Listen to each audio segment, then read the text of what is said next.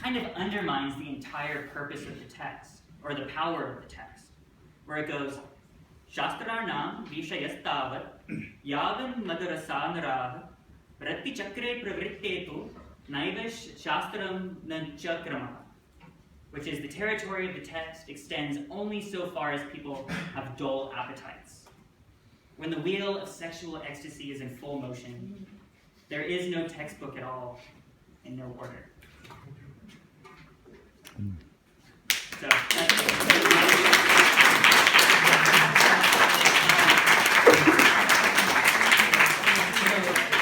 like to open it up just for a couple minutes for any questions, and I can also, if you want to know anything, I can pull quotes up. You have a question? How does like the whole like three sizes work? Are they supposed to like try it out, or like come up to them and be like, "Hey, I'm a hare. Are you an elephant?" So there's no asking. So it's sort of one of those surprises. So what we have is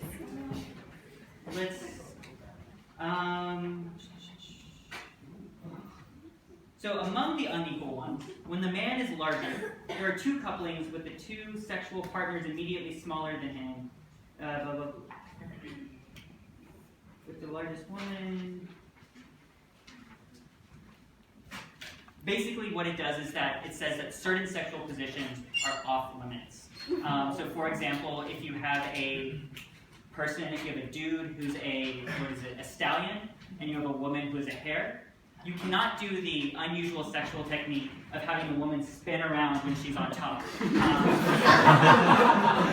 that's, which is called the spinning top. It can lead to tearing itself. So that technique is not completely off limits to you. If you are of a certain sexual type, you just have to find Mr. or Mrs. Right or whatnot. I'm just wondering, like, would the Kamasutra say anything about like the modern day? Like, if a girl is being clingy, like, how would you deal with that? Let's see. So let's go to.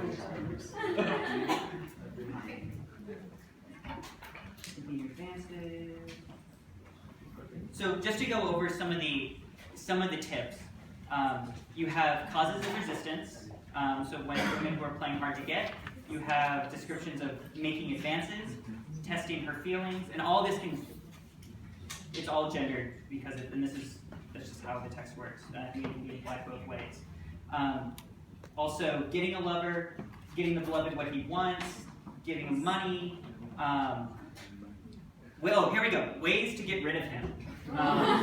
So yes, it's sort of like looking up an encyclopedia. Oh, here we go.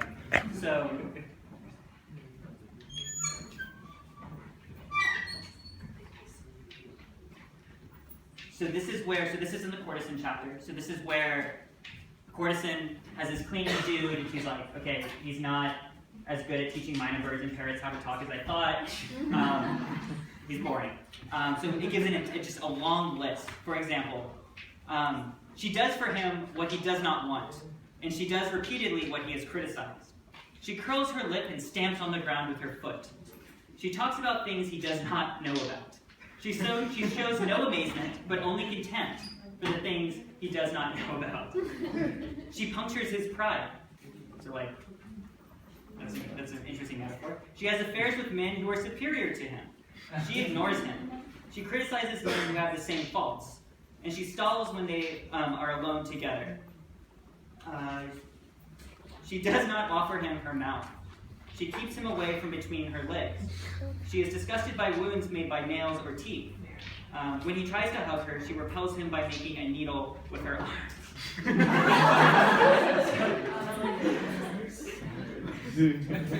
So those are some ways. There's also probably about 30 more that are listed in that chapter. Yes? I have two questions. One is, like you indicated that he has a taxonomy in which homosexuality is occurring. But I wonder if there's what the normative evaluation that goes along with that is. And the second is whether, beyond the reversal of roles in the heterosexual encounter, if there's anything that you have to say about people who either physically or performatively don't fit into a binary male and female.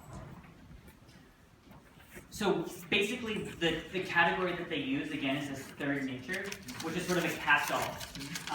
And what I do know is that there are commentaries on the Kamasutra that go in more specifically on what the third nature is. Like, for example, you have descriptions of, for example, like transgender people who will dress up and try to play different roles. And they are sort of seen as, they're mentioned in like half a paragraph, and that's it. And just sort of spoken of as having a third nature.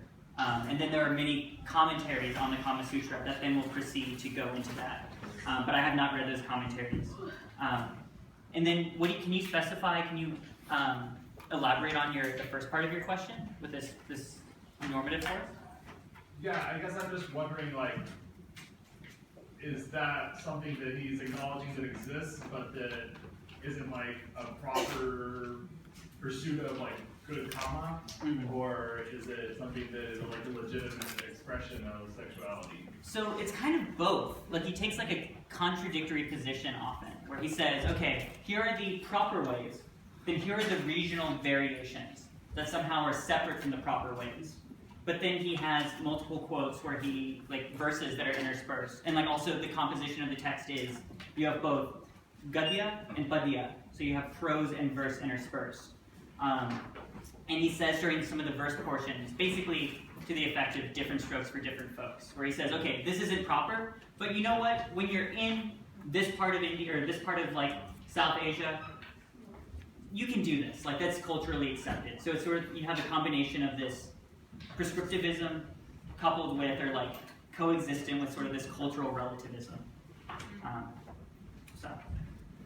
To what extent do you know that the Kamasutra is a conversation with Dharma Shastra? I mean, I know we talked about this earlier, but it seems like if they're being a little permissive of homosexuality when that is in several places prohibited in Dharma Shastra with the hierarchy of the Purusha artists, you would see some kind of like contradiction. Right. So there is a hierarchy with the aims of life. So just going. So, and the hierarchy, and there's a quote for this, is, or basically the quote is, there's dharma, there's artha, and there's kama. Each one is more important than the one that follows. And so there's like an order of operations. In terms of how it might relate to Dharma Shastra, is there any reference to Kamasutra like being a conversation with a reference? I mean, I don't even know, but there is one that I found. There's a reference in one of the commentaries to the Manava Dharma Shastra, but it's a weird. I'm gonna see if I can find it because it's a really crazy quote, which is about. It basically goes to the effect. Oh yeah, here we go. So this is when a woman and a woman make love together and emit semen into one another. A child is born without bones. So this is. So the thought is, and the commentator elaborates on this, is that actual semen is what leads to the creation of bones in the child, whereas like menstrual blood is what leads to the blood in the child. So if you have no semen, it's just going to make like a boneless person. That's one explicit mention of it. But, yeah, Charlie. During your talk, you mentioned words like taxonomy, grammar, structure, numerology. Would you comment on other literature from ancient times to the present with which you find the direct comparison for sort of a compare and contrast with the Kamasutra?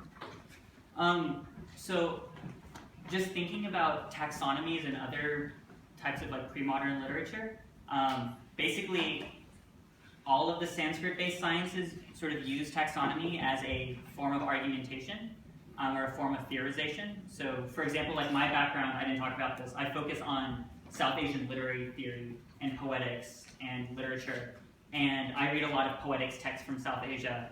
And one of the defining characteristics is providing these taxonomies of rhetorical or figurative devices. And in a way, like each one of these poetry manuals that I focus on seek to outfit a poet with every single type of figurative device. So again, there's this appeal to descriptive exhaustiveness. And this is sort of a feature, sort of a distinctive feature of like Sanskrit-based pre-modern thought systems. So as for others, I'm not sure. Yeah. Thank you. Okay, guys. I think that's about all the time we have for the event. We are auctioning off some of the sex toys. Raffling, yeah. It's free, so just put your ticket in there and you might get one of these lovely sex toys. But all the safe sex toys are free, so pick up as many as you want, all back there. Alright, we're gonna raffle out 7 items tonight. Watch a number. I'm gonna call out a number, so keep your eye on a number. Everybody ready? First one is 6742035. Oh, I was wondering. Is that? Alright, and then you can show that. Yeah, thank you. Alright, the next one is 6742031. Woo! 6742059.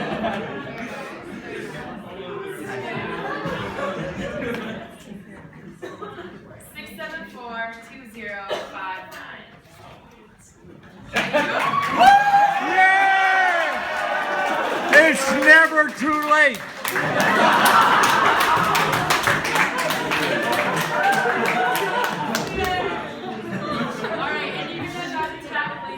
The last time I won a prize like this, it was a trip to France to go in a hot air balloon.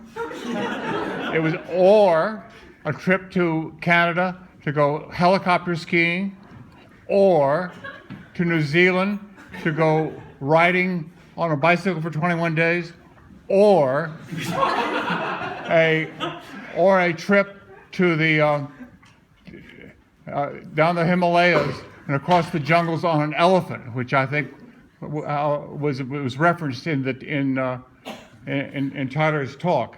But this is gonna make up for all the prizes I didn't win. The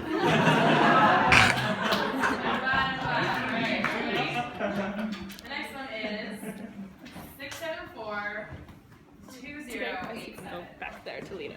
There we go. What? You can go back there to Lita. She has all the prizes. Okay.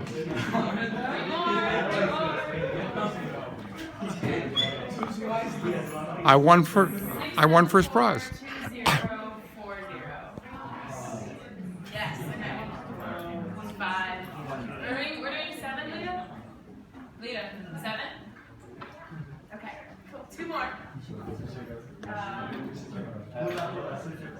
6742023. Anybody? Oh. 232023. Anybody?